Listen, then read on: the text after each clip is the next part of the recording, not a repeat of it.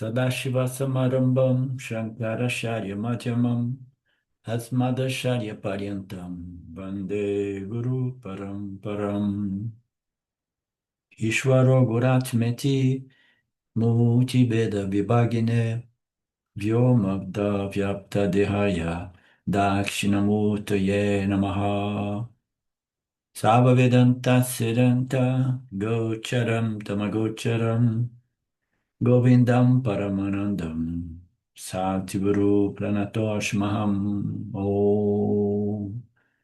Om Shanti Shanti Shanti E Namaste. Welcome another week and a new class of the Gita, the beauty of Gita. 14th chapter we have seen on the verse 5. Sattva, Rajas, and Tamas. These are the gunas born out of prakriti.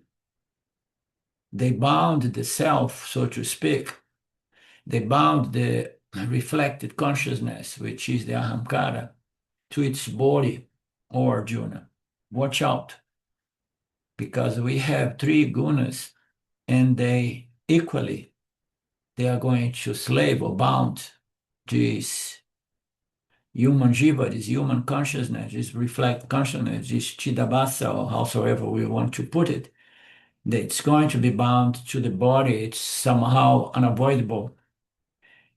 Therefore, Krishna is revealing these teachings, which are extractions from the Upanishads, to alert us, that this is order of reality. All of that originate from prakriti. And from prakriti, the three gunas come into play. From the three gunas, we have the entity called Ishvara, and then the entity called the eternal Jiva, and we have the eternal Jagata. And then out of these three gunas and these three principles, we have an explosion of development in which all kinds of qualities, properties, and attributes, characteristics are going to come into play. So we have the Big Bang, in which this explosion of configurations present us with a fascinating explosion of things, we can touch, feel, hear, and taste with our tongue, and so on, and touch with our skin. And then we go around trying to find the benefit, the usage, can it be useful? What can we do with this? What, it's fascinating and it's very, very deceiving. And they bind the individual. And then we're going to see the teachings of the gunas to once again look into the nuance by which every human jiva has a predominance of one of these gunas, which are going to bring a composition of the body, mind, sense complex in a unique manner, way, physically, mentally, emotionally, cognitively. Everything is going to be unique. And all of that comes from the slight difference of proportions of the gunas, which are going to influence the development of the primary subtle elements, and then the chemical and the physical elements. No wonder everything is unique here, but everything begins from the gunas, the proportions of the gunas. So that's the topic today. We're going to go into the gunas. And in the previous class, Swamiji was again talking about consciousness as the conscious, the reality, the witnessing conscious principle, which does not change. And then in the guna realm, everything is changing.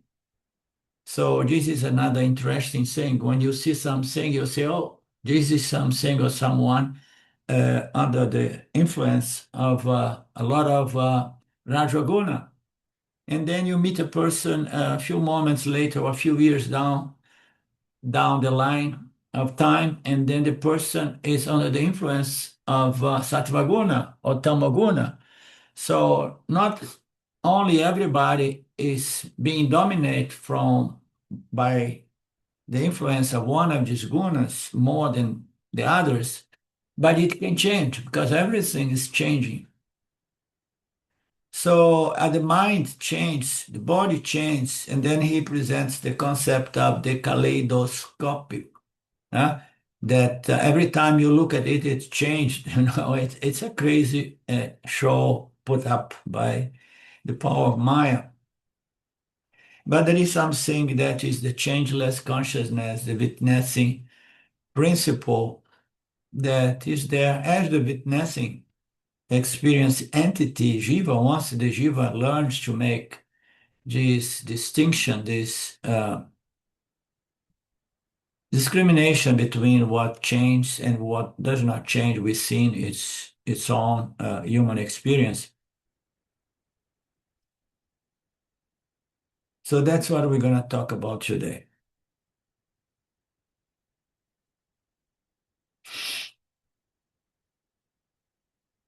In Vedantic balance, the body-mind sense complex is our prakriti body. It is inert, but somehow it is blessed with consciousness because, as I like to put, consciousness somehow has a certain quote unquote affinity with three bodies. Whenever there are three bodies, there is a reflecting medium, and then consciousness reflects or shines as reflect consciousness. And then the sentience appears to belong to the body mind, but in reality, it does not. It's just a reflection. In the same way, the light of the moon does not, it appears that the light belongs to the moon, but it's just a reflector. It does not have its own light. So there we go. We have the ahamkara, which is this reflect consciousness, which here is put as the prakriti plus born consciousness, or chidavasa. And then we go into the beginning of what we want to look into today. What is the name of the original consciousness? Here Swami calls the Sakshi Tattva or Sakshi Chaitanya. Is original consciousness. He's going to remind us those symbols such as OC, RM, reflect medial, and RC, reflect consciousness. We have seen this on different occasions. Texts. Just have something because I still did not recover from my irritation in my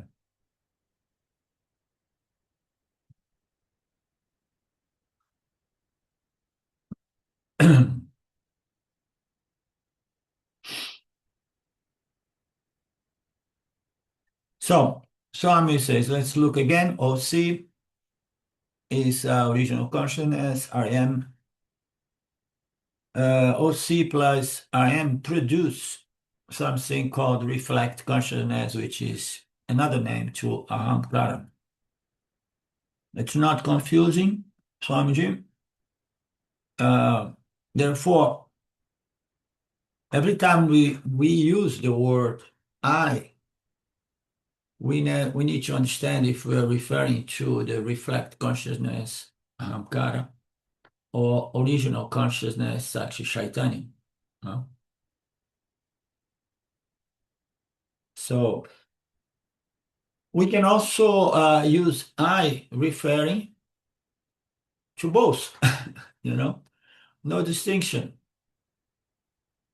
Because I can only say I, original consciousness, if I own my reflecting medium in my ahamkara, who is able to understand its original nature, original consciousness nature. So the yani, the wise, see both, and accept both. and somehow, uh, where am I from? When we use the word I, uh, it's the ahankara, the ego, the reflect consciousness, is the body, is reflect consciousness upon the body, mind, sense complex. Sakshi Chaitanya, which is what? Original consciousness. If you make a comparative study, Sakshi Ansa is nothing but original consciousness, which is free from the gunas, free from the prakriti, and vikara, and so on. Satyam and Chetana. So this conscious part of the mind, the Sakshi aspect of the mind, is attributeless consciousness, changeless consciousness, akarta consciousness, abhokta consciousness. That aham refers to consciousness. And then we have another aham, which is the I identified as the body-mind sense complex. That is the ahankara. And then we could raise a question. So what happens with the ahankara, the ego, after self-knowledge, profoundly accomplished self-knowledge? So the ahankara is going to be killed, disappear, or whatever, you know? No, the reflected consciousness remains there, but no longer deceived by the power of Maya. He see both. He see the reflect consciousness and he see the original consciousness. He does not make confusion, does not superimpose one on the other and the other on the one. It's just he sees both, you know, and by seeing both and by owning and claim its true nature as original consciousness, it somehow enjoys a sense of freedom because original consciousness is its immortal, free, and independent nature.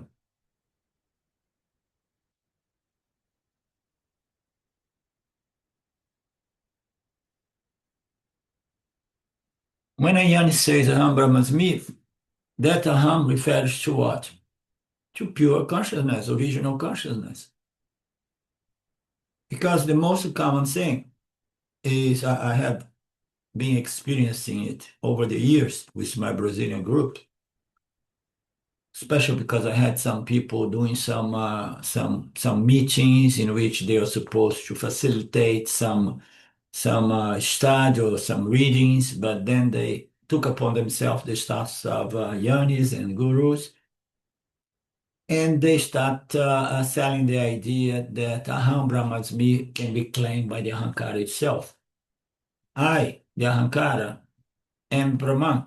Okay?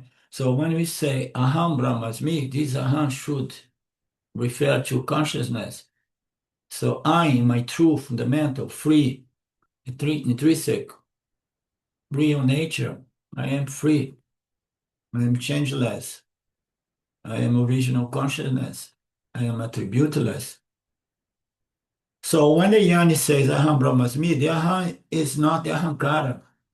Whereas a lot of the times people get to Vedanta, get this knowledge on this academic level, and then they start saying Aham Brahmasmi, Aham Brahmasmi, but it's coming from the Ahankara. Ahankara is carrying with it its attributes as a great Ahankara, as an enlightened Ahankara, as a young Ahankara, and starts saying Aham Brahmasmi. That does not solve the problem. It creates more problem because now we have a spiritual ego that's very subtle and difficult to be objectified by the person, by this Chidabhasa.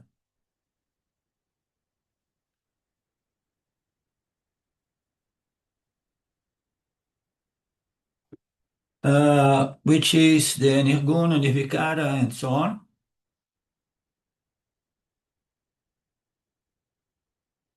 Whereas when you take the Ahankara to be the body mind sense complex, uh, you are just identified with the body mind sense complex. Therefore, your mind should shift to the body mind complex with borrowed consciousness. I don't know, this reading here did not clarify what he's trying to say. Let me see. The Sakshi aspect, the consciousness, which is nirguna.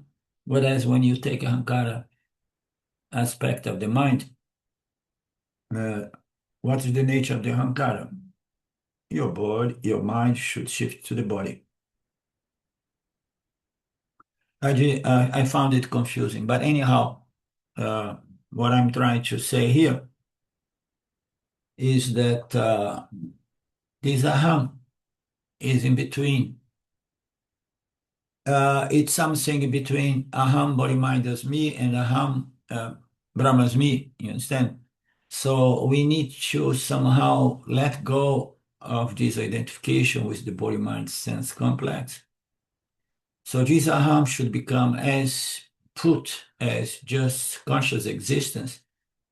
And then under the light, in the light of these teachings of the Upanishads and Vedanta and deep meditation, it should examine its sense of identification and revise it and make an effort to redefine itself in the light of these teachings, because the teachings coming from our scriptures says that the aham is of the nature of pure consciousness.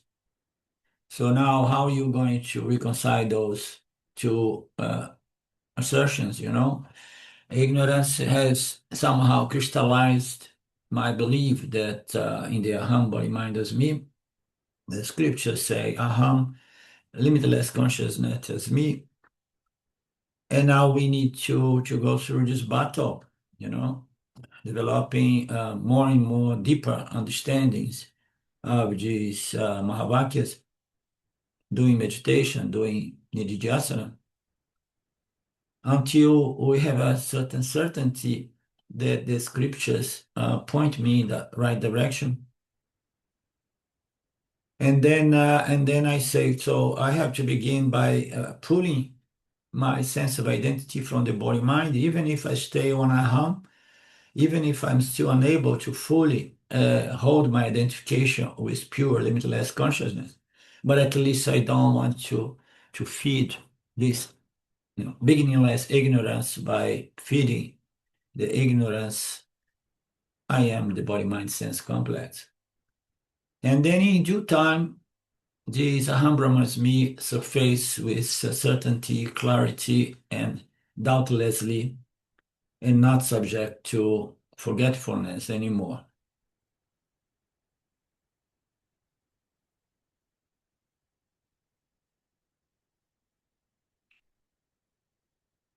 So the ahankara identified with the body mind is nirguna saguna, of course, is saguna, and that's what I mean by doing the repeating these Mahavakyas as a mantra. Huh? The ahankara, made out of prakriti, defined by its properties, attributes, and qualities, virtues, and defects, it's going to claim. But this body-mind sense complex is saguna. And now something which saguna is trying to claim, I am of nirguna nature, it's a contradiction. If the claimer is saguna, how he can say, I am nirguna? No? So therefore, there is a subtle difference, but yet fundamental to understand that the Jiva Atma is not the body-mind sense complex, which is made out of prakriti, made out of gunas and all the properties of the elements. The the the ahankara, the body-mind sense complex, has two natures. One is matter energy nature, and the other it is its atma nature. That's why, therefore, we call Jiva Atma. So this this claim, this owning, has to come from a place in which the ahankara has no saying anymore. In the beginning, the whole spiritual search is ahankara trying to redefine itself. It's an effort coming from the ego, the ahankara. It's unavoidable. But once this ahankara got refined, became more subtle, more spiritualized, purified, and so on, and then there is a potential for uh, certain aspects and features of the ahankara, which is highly sattvic and contemplative, that he makes that claim, Aham Brahmasmi, from a different place, a place of total humility, lack of vanity or anything. It's just like it's coming from something deeper than the ahankara. So the ahankara is a chetana. How can entity which is a chetana insentient, sentient or sentient? I can't help but make a confusion. I think you mean sentient. Sentient, yeah. Okay, in Portuguese é sentient. Sentient. Ahankara is sentient or insentient?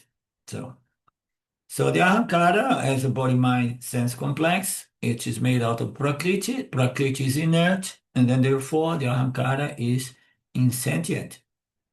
So how can an entity which is insentient declare that I am of the nature of Chetana, pure consciousness, the very source of sentience itself? So it has to come from the sentient, the Chetana level of the individual soul in a moment in which the body mind sense complex is so refined, it provides a reflecting medium in which predominance of sattva guna allows the individual to own its true nature as chetana, nirvikara, and so on, satya.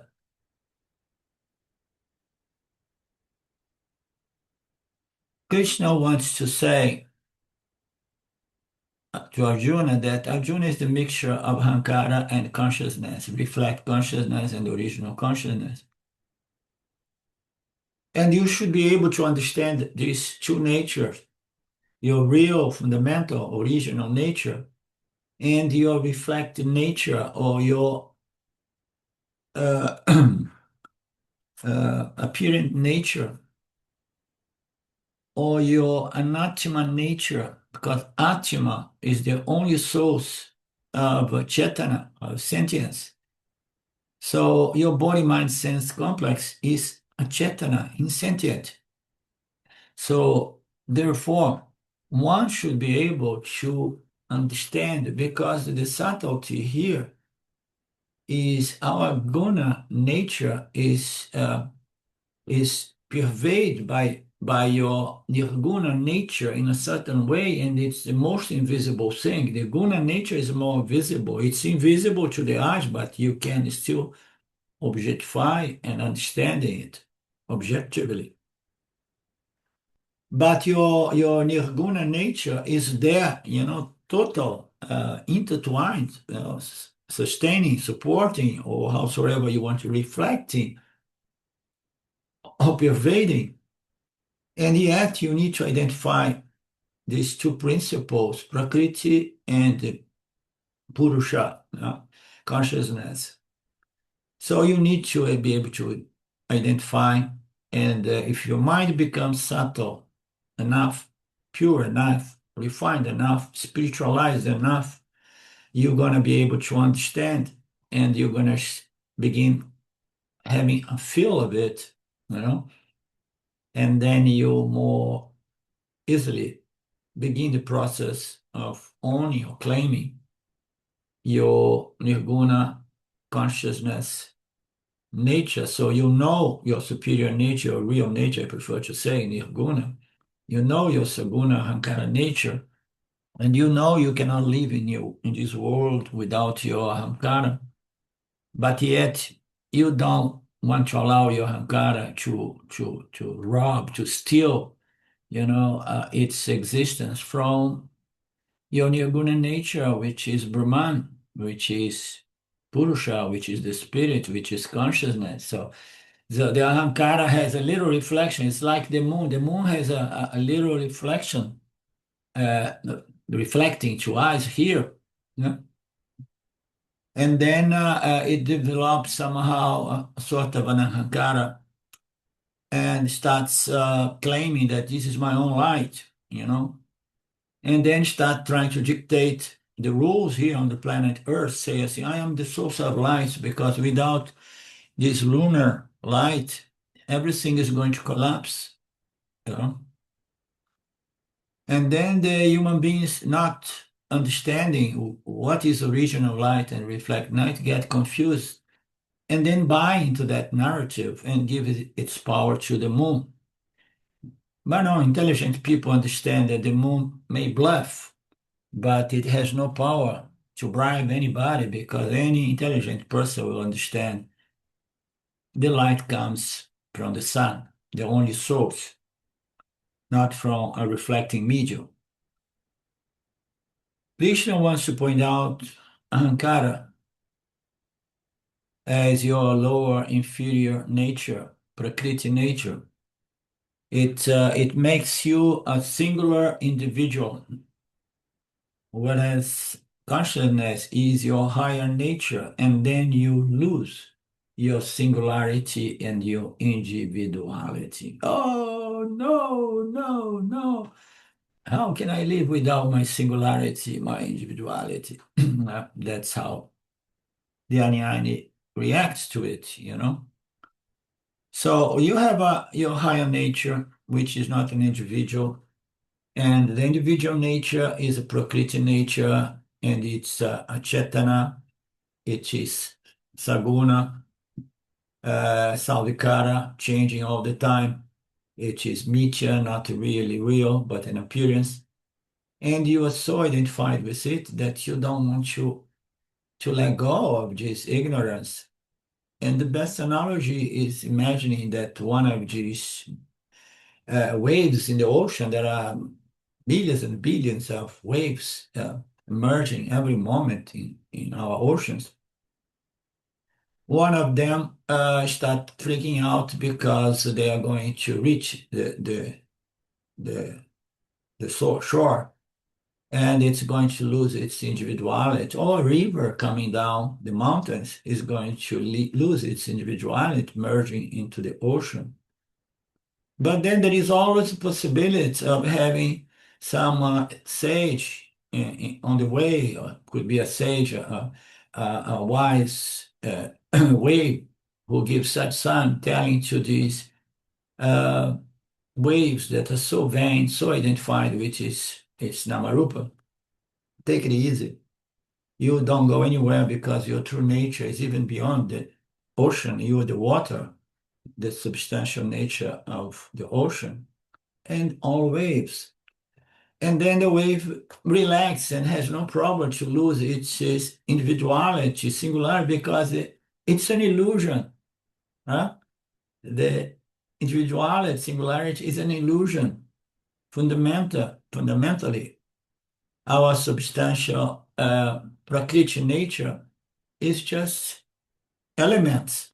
And the elements here are identical to the elements of Mark, Sylvia, or Lynn. So from our inferior nature, fundamentally, we are the elements. In our true nature, which is consciousness. So why I'm going to be so tied up to the elements constituting this body-mind here?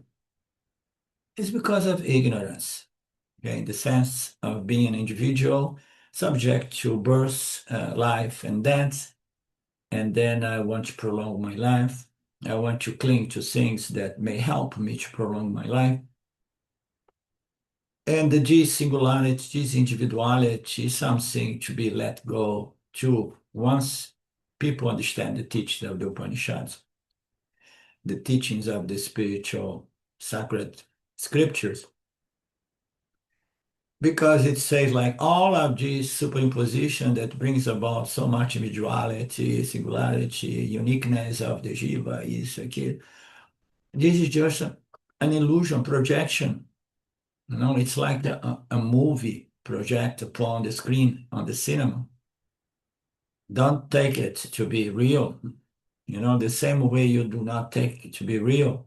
The movie project by your own mind in the state of dreaming, dream sleeping.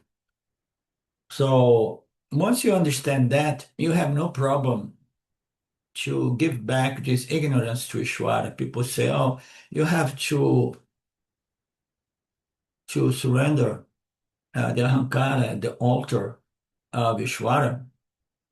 But fundamentally, poor Ishvara, every time that somebody does that, it's giving back to Ishvara what? It's only ignorance. Oh, here goes my prakriti, blah, blah, blah. No, here goes my ignorance. And then Ishvara says, okay, at least here and there, some people are getting wise.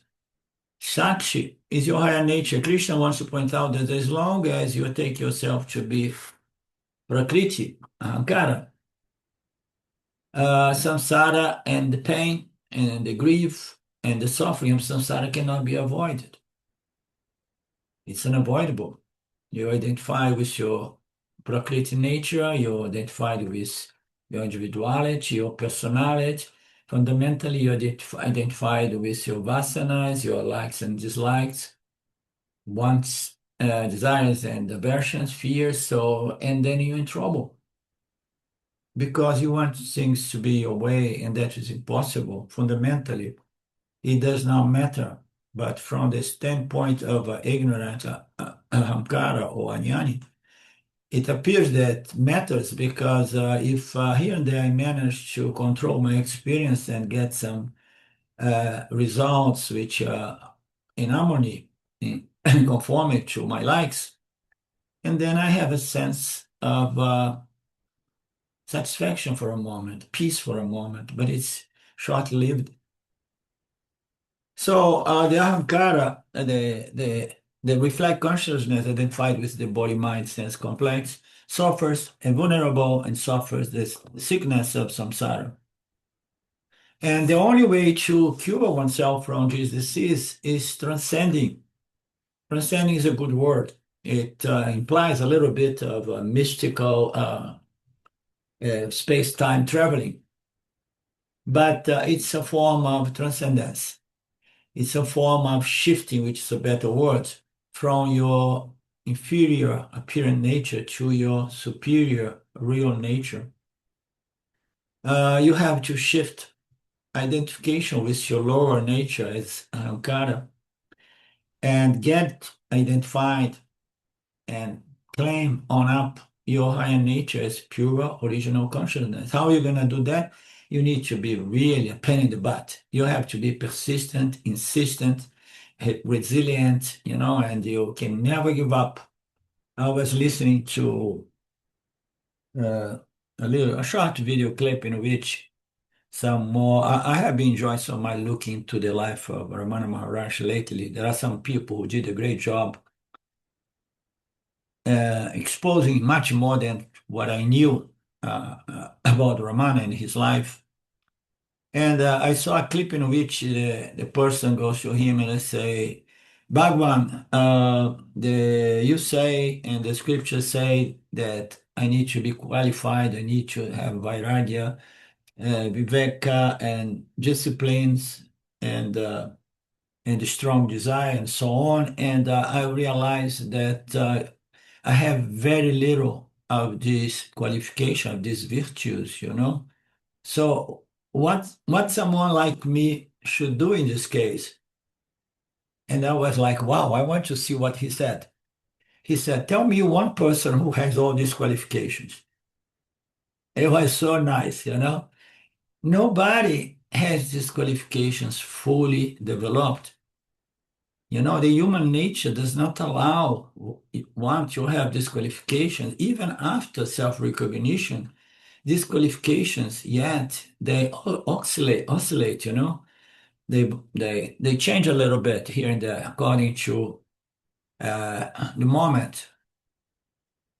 He says that nobody is fully qualified.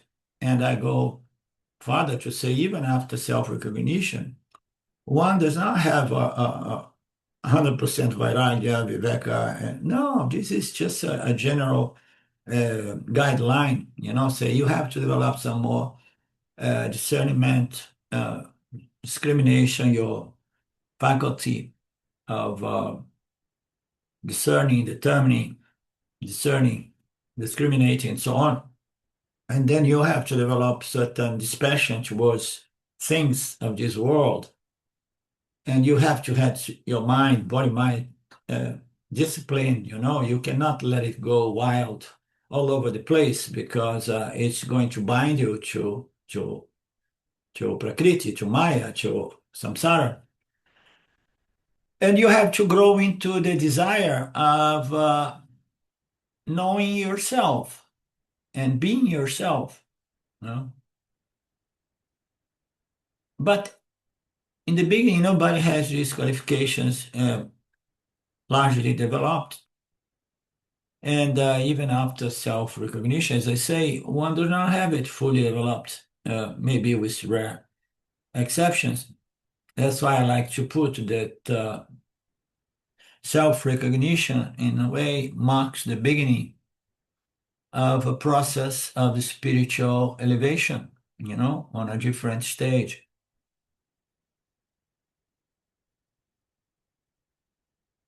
Therefore, you have to shift, you have to transcend. For this purpose, Krishna wants to point out how the Ahankara is a poison. This concept of poison was very present around the words of the disciples of Ramana, at least, saying that Ahankara is a poisonous snake and so on. It's going to kill you and kill everybody around you. Meaning to say, Ahankara is a problem. Why it is a problem? Let's see, Swami say it's saguna. So being saguna, defined by the gunas, defined by the attributes of the constitution of this body, mind, sense complex, it represents a problem. Nature, the question will come how the gunas, or how a composition made out of the gunas, a saguna, body, mind, sense complex, becomes the very cause of the illness of samsara. So what is the connection of having a constitution made out of the gunas and the unfoldments of the gunas into the subtle elements and so on until we have a large set of property, attributes, and qualities, good and bad qualities, into our inferior nature or apparent nature. So how you can connect it, the suffering experienced by human jivas, which the gunas, the configuration of the gunas, composition, proportion of the gunas, means to say your saguna nature. No, I have only nirguna nature. No, you're lying. You, as a body, mind, sense complex, is saguna by nature. And if you identified with your saguna nature, you're going to experience the suffering of samsara. There is no way out. Okay? Because saguna is going to define you, and definition is going to bring about your set of vasanas, of raga diversions, and wants and fears. And then you fully identified with your saguna nature, you're going to be pushed around by these raga diversions, and you're going to suffer like hell. All because you identified with your saguna nature. So our Ahankara compositions are of all kinds. But in Vedanta, we stop at the gunas. We don't go into the compositions of a subtle body, which involves the sattvic aspect of the five elements. The five elements already are developed. And then after the subtle aspect, the five elements, we have a subtle body. And then we start getting into the elements. And then when it somehow grossifies to become the physical body, and then the complexities is much higher. So we go to the root cause, which are the gunas, and we classify every ahankara by saying that there are three natures. One is sattvic ahankara, rajasic ahankara, and tamasic ahankara. So that's the way Vedanta deals with samsara and the suffering caused by the gunas, because it binds like ropes the individual to samsara, producing great suffering.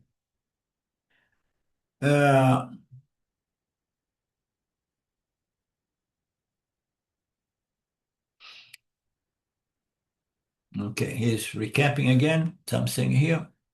Everything is made out of the three gunas. Sattva ahankara, rajasic ahankara, and so on. Wherever you go, you will be in trouble as an ahankara.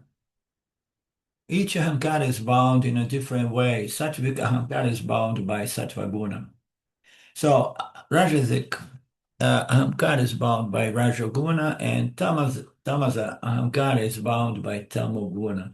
So what it means? It means that a person, a personality, a body-mind sense complex under the predominance of sattva guna is going to develop different sorts of likes and dislikes, of desires and aversions, ragas and diversions. So everybody is a configuration producing ragas and diversions, but a sattvic person has desires for environments which are sattvic, experience which are sattvic, and so on, lifestyle. And a rajasic is going to demand an environment which is in conformity, which is predominance of rajoguna. So the moment that we develop a binding desire for something, it becomes a demand, and then it causes suffering because you have no control over the field. You know, we cannot control. I mean, just imagine somebody who is more sattvic, and then circumstance of life makes the person to live a parabada in which there is great confusion, great chaos, and there is no peace of mind. And the person was used to live in a peaceful environment, you know, more favorable to study of the scriptures and deep meditation. And now, who is going to meditate if there is a civil war, for example, you know? So it binds, it causes suffering, and that's the trouble. No matter, oh no, it's impossible. If I have a sattvika ahamkara, I'm gonna be in bliss, I'm gonna be okay. And the goal is to have body-mind complex, you know, under the influence of sattva guna, predominate by sattva guna. No, here he says it binds in the same way. Okay, in the same way it binds, because then we want things of sattvic nature, we want things of rajasic nature, we want things of tamasic nature. The moment that our desires come, and then we suffer because they became demands, you know. They are binding desires that once not present cause great pain, because it's a demand, it's a dictating, it's a power, it's a binding, slaving. So if I identify with my savikara nature, wherever I go, I'll be in trouble. The nature of each guna, and the way each one of these predominance of gunas binds a person, they are indications of the presence of the gunas, and what will be the consequence of this bondage. Krishna is going to analyze it in this chapter. Therefore, this chapter is called Guna Traya Vibhaga Yoga. So, domination, predomination of each gunas binds the ahankara, howsoever, rajasic, tamasic, or sattvic, it binds, it creates a prison, no? A cage. In the Sanskrit language, the guna means property of attributes. Yeah, some energies, attributes and property. But the other meaning is rope or shackle. It's bind you. Bind to what? To your ragged veshes, to my desires and fears. I want what I want, and I don't want what I want. If I don't get what I want, if I don't avoid what I want, I'm suffering. This is a setup for suffering. Why? Because I'm tied, shackled to my ragged veshes, and then I'm going to suffer because nobody can dictate Ishvara as the Kama Paladata and say, but I want this or that. No, you have to be very infantile to do that over and over again. So being bound, like bound by a rope, bound into your ragged vesture, you are bound to suffering, samsara. You will never be a free person. Therefore, you have to break the shackles, the rope of whatsoever guna is predominating your character in order to discover true freedom, true sense of freedom. No matter what guna is predominating your personality, your body, mind, sense complex.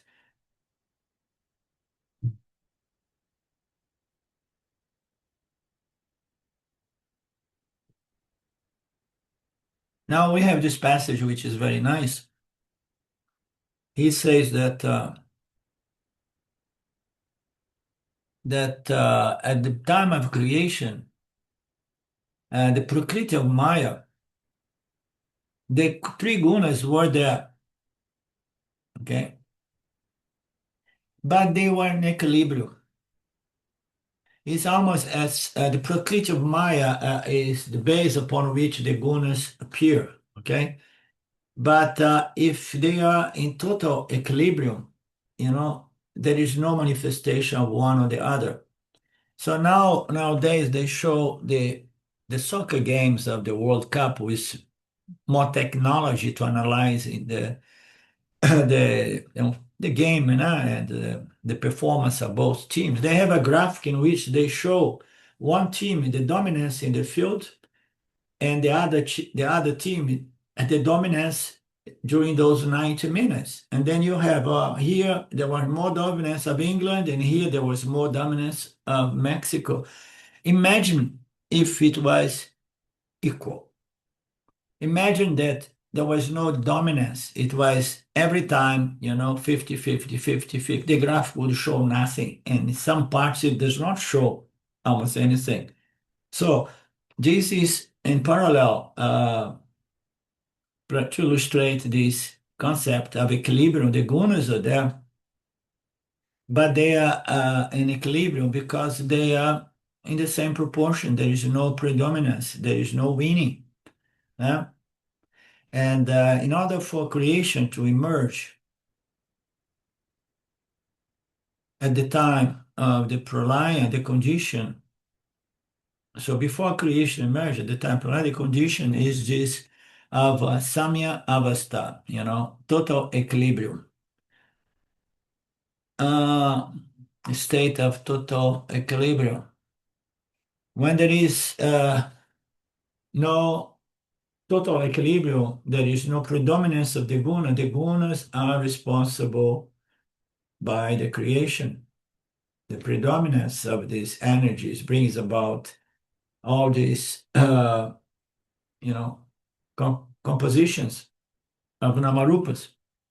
So there was no creation. When the time for creation comes, the gunas get disturbed. This is a nice construct. They get disturbed, It's like you're seeing a lake, or people say that in the open ocean, deep ocean, there are some moments that there is not one breeze, and the ocean becomes a lake.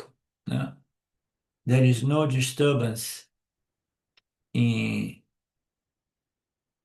the ocean, on the surface of the ocean. The moment that the breeze becomes a wind, the wind becomes a strong wind, and so on, the surface of the ocean gets disturbed, and then you have all kinds of manifestations taking place. The same thing with the creation. We have the three gunas, and once the equilibrium is broken, the proportions will vary, and the percentage of these three gunas will vary, and then we beginning have configuration compositions of phenomenal objects. According to the scriptures, even the most inert object in the creation also has the three gunas. Every object has three gunas. Everything has three gunas. Even Ishvara has three gunas, which is the very source of pure knowledge, omniscience. It has the other two gunas as well. There is nothing below, so to speak, the line of Maya, which does not contain the three gunas. So all jivas have three gunas in the plant, kingdom, animal, and human. Every jiva is a mixture, every object in this creation is a mixture of these gunas. And the singularity, the differentiation, the individuality among the human jivas and so on are due to different proportions of the gunas. Yeah. Different proportions. We are born a little bit more sattvic, some are born more rajasic, and some are born more lazy, more tamasic. And in the case of the human kingdom, how does the domination of each one of these guna express itself? As we know, Sattva guna makes the person to have a nature of interest in thinking, contemplating, analyzing, asking questions, It is more contemplative. It's more interest to jnana, knowledge. So Sattva guna, as we know, is the guna responsible for clarity and desire to understand, to know, to get in contact with the world, to extract some knowledge and wisdom.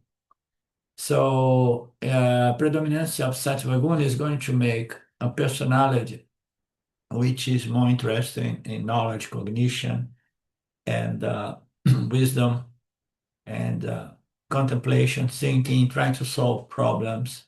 Intellectually is active, and so on. There is a small distinction that I'm going to present here that Swami does not. I haven't seen this distinction, but I'm going to present here in our scripture, in our Mahatmas. So bottom line is the Jnana Pradhana, the individual with a higher proportion of Sattva guna, interest in knowledge and cognition, is a person who wants more knowledge. In this case, the Jnana Indriyas, the sense organs are responsible for response to experience/knowledge. Every time we experience, we extracting certain knowledge. The knowledge may be good, may be bad. Some people, they extract a knowledge which is very superficial and basic, which is I like and I don't like, but it's a form of knowledge, Oh, this is good, without knowing that down the road it's going to prove to be very bad for you, and so on. So the Jnana Indriyas, the five sense organs responsible for experience and knowledge, will be very active. Yes, I want to to touch, feel, and smell and taste. And here, because I want to extract some knowledge, some understanding of what's going on here. Huh? On the other hand, the Raja Pradhana individuals, they are moved by karma, by action. They are very extroverted. They think less and act more. And that is a little bit dangerous because if we think too much and we don't act, we are stuck somehow with too much sattva guna and not enough raja guna. But if we have too much raja guna and too little sattva guna, we're gonna move and act compulsively, mechanically, instinctively, and that can be problematic as well. So the Raja Guna is going to be moved by action, is going to be activity oriented, and the Jnana Indriyas, they are not very they are not very active, developed, but the Kamindriyas, that develop the organs and the instruments of actions, they are highly developed, very active. The thinking, contemplative nature of the intellect is not much there. So the individual is more moved by the gunas, by the pranas, by activity, and so the Jnana Indriya is a little bit suppressed or passive, and the actions, the instruments of action are very strong, very active. So that leaves the individual with a discriminating, judging intellect a little bit deficient. Rajasic personality is going to go for it. Of course, nobody is only, you can be a little bit more sattvic, but you're going to have Rajaguna backing up that sattvic always, okay? And I'm going to touch just another subject, which is usually not mentioned because Sattva Guna is responsible for our tendency to want to know things, to contemplate, learn, think about things, and so on. The intellect is active, trying to make sense of one's life and so on. But he needs to have some Raja Guna as well. Now, you have somebody who is more dominated by a larger proportion of Sattva Guna, but it has some Raja Guna as well. So when you have a personality which is more sattvic, but you have a backup of a lot of Raja Guna as well, that is going to make a person to be oriented to knowledge, but extrovert in the direction of the prakriti world, trying to get knowledge in respect to phenomenal objects. Okay, so you have a personality which is a larger proportion of sattva guna, but it has so much raja guna that the mind extroverts and he wants to know anything in the phenomenal world of objects. So the other nuance here is the personality, which is under the influence of a lot of sattva guna. And of course, there is always some raja guna.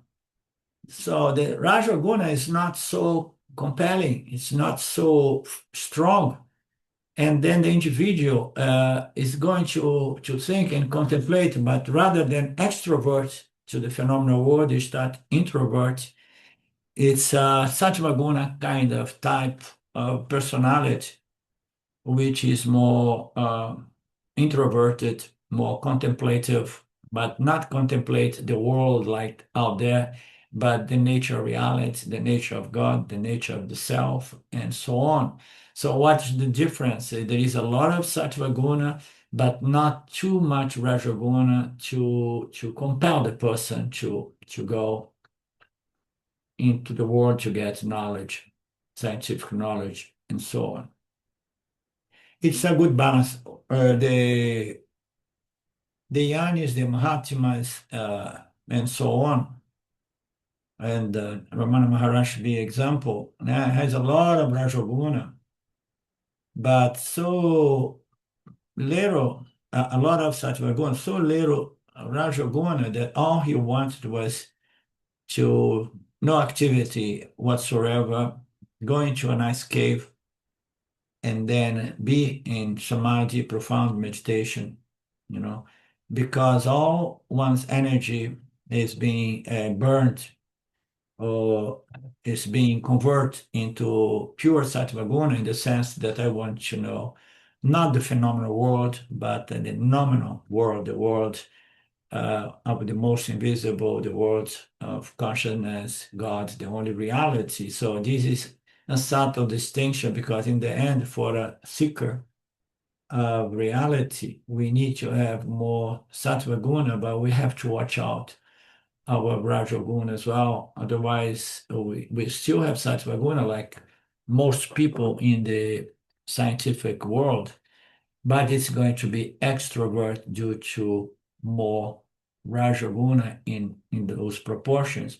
The right balance is going to make someone mumukshutva, a seeker of reality.